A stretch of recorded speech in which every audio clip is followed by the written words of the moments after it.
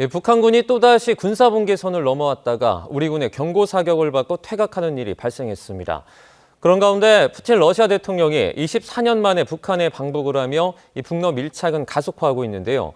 한반도 정세 등 관련된 내용, 박원곤 이화여대 북한학과 교수와 함께 얘기 나눠보겠습니다. 어서 오세요. 네, 안녕하세요. 네, 조금 전에 이제 합참 발표에 따르면요, 북한군 수십 명이 군사분계선을 넘어왔다가 우리 군의 경고 사격 후에 다시 북한 쪽으로 올라갔다라는 내용이 전해졌습니다. 지금 9일 만에 다시 침범을 한 거죠?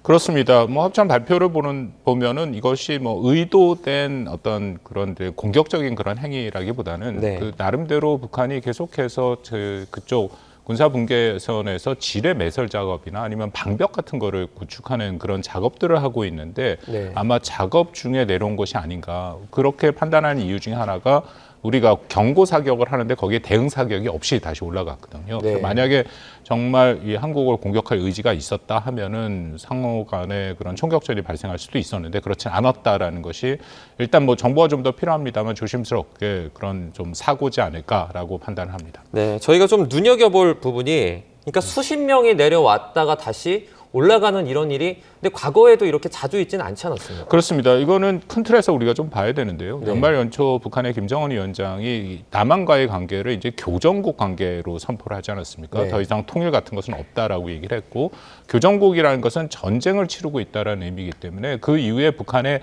여러 가지 행동들, 특히 3월부터 김정은이 보여준 행동들을 아주 명확하게 한국을 공격하려고 하는 그런 작전 계획에 따라서 현지 지도, 그 관련된 부대를 쭉 돌고 있고요.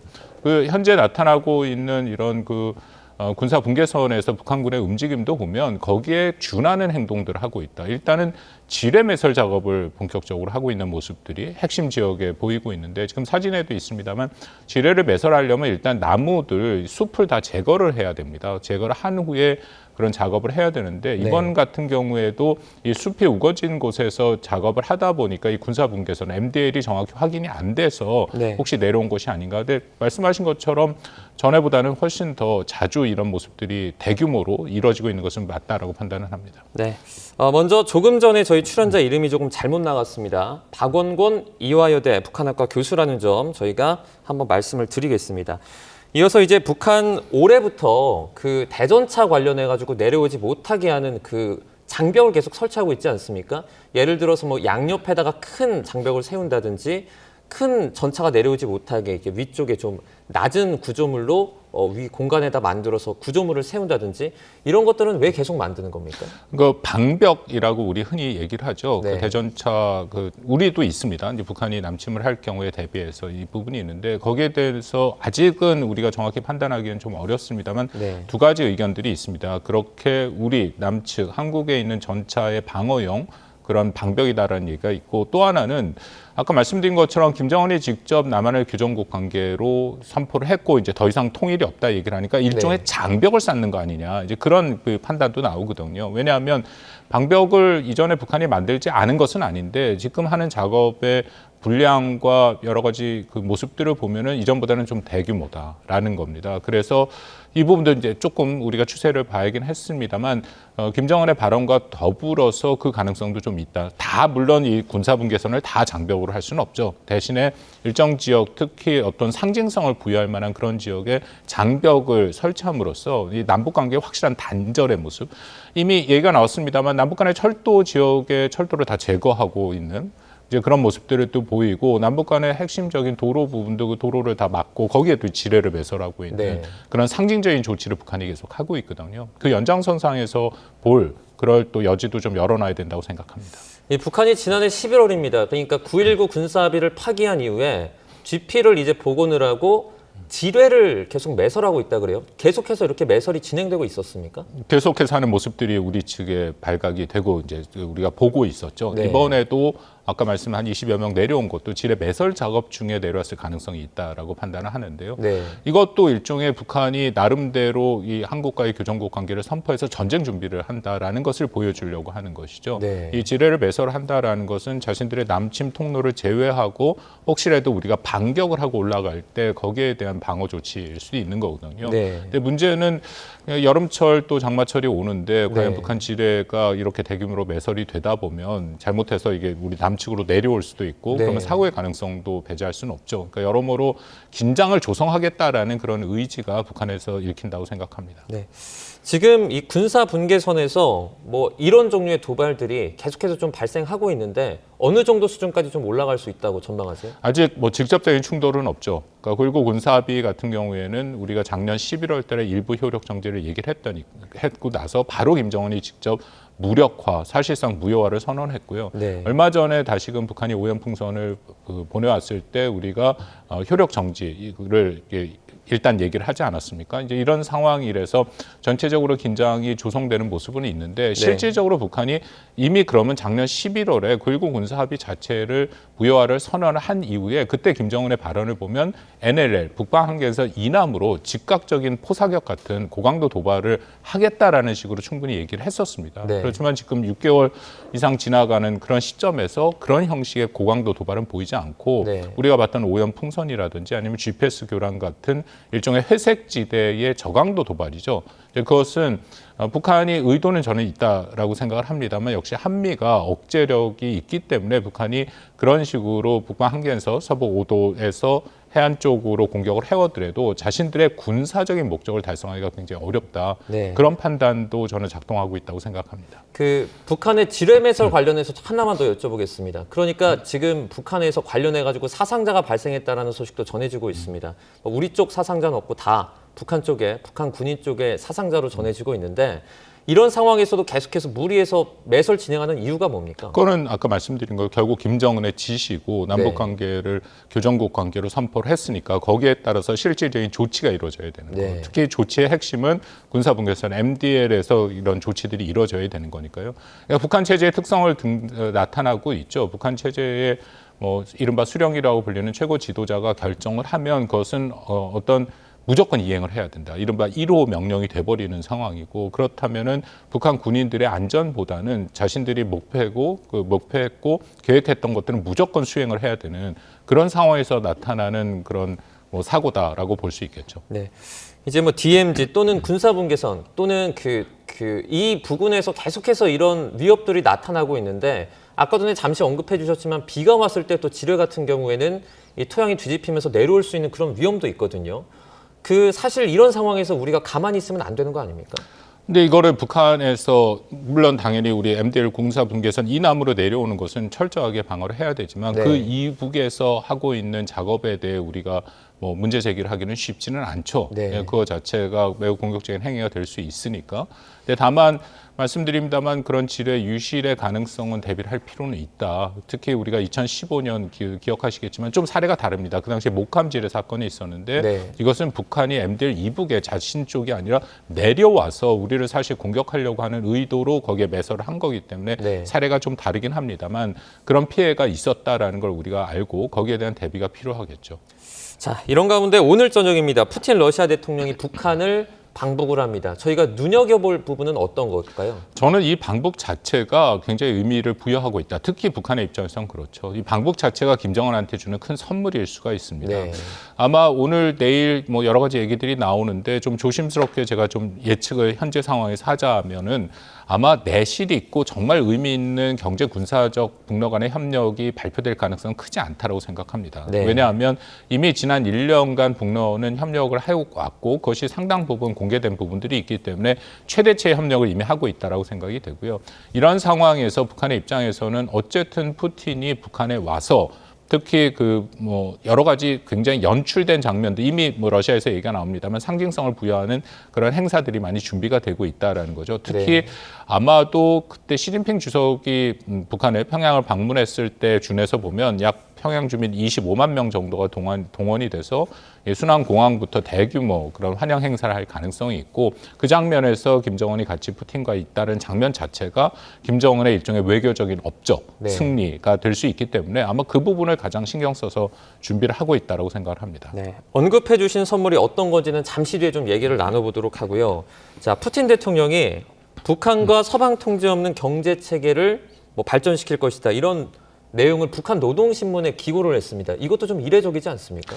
기고 자체는 뭐 일반적인 국가에서는 하죠. 그러니까 예를 들어서 우리 대통령이 미국을 방문한다든지 아니면 미국 대통령이 한국 올 때 각 그 국가의 언론에 여러 가지 그런 얘기들을 하거나 아니면 기자회견을 하거나 이제 네. 그런 모습들인데 이번에 그 푸틴 대통령이 노동신문에 기고한 내용은 상당히 의미를 찾을 수 있습니다. 그 네. 안에 뭐 푸틴이 어떤 생각을 갖고 왜 오는지가 다 드러나 있는데요. 방금 말씀하신 그 내용만 놓고 얘기를 한다면 이거는 제재를 받고 있는 두 국가의 일종의 동병상련의 모습이 읽힌다.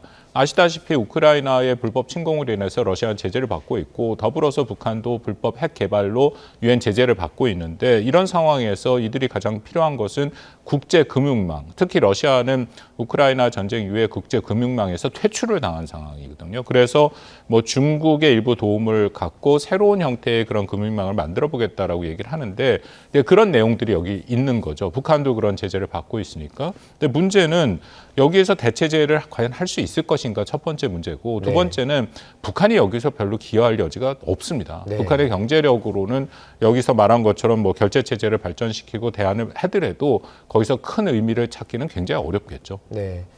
다만 이제 북한 같은 경우에는 지금 러시아가 전쟁 중이기 때문에 뭐 탄약이라든지 이런 거 좀 줄 수 있지 않습니까? 그렇습니다. 그런 실물적인 측면에서의 상호 교류가 되는 거죠. 근데 아까 말씀하신 푸틴의 그 노동신문에 나온 것들은 조금 더 큰 틀에서 국제 체제의 어떤 경제 체제로서의 대안을 얘기하는데 그거는 네. 뭐 현실성이 뭐 거의 없는 얘기라고 보이고요. 네. 말씀하신 군사적인 협력 분야는 이미 확인이 되고 있습니다. 우크라이나 전장에서 북한산 포탄이 발견이 되고 있고 또 북한이 갖고 있는 KN-23 단거리 탄도미사일 그것도 뭐 한 20여 발 발사된 장면들이 우크라이나 정부에서 다 확인이 되고 있으니까 파편도 나오고 있고요. 그러니까 당연히 뭐 러시아가 사실 북한과의 협력의 가장 주된 이유가 그거죠. 네. 전쟁이 2년 이상 지속이 되다 보니까 자신들의 그런 전시 물자 특히 포탄이 부족을 해서 그것을 북한으로부터 받으려고 하는 모습들이 있고 이제 반대급부로 또 북한이 받아내려고 하는 모습들 또 경제 일정 수준 경제 교류의 협력들 그런 모습들을 확인이 되고 있습니다. 네, 지금 북한과 러시아, 이 러시아와 북한이 얼마나 가까워질지 관심이 쏠리는 가운데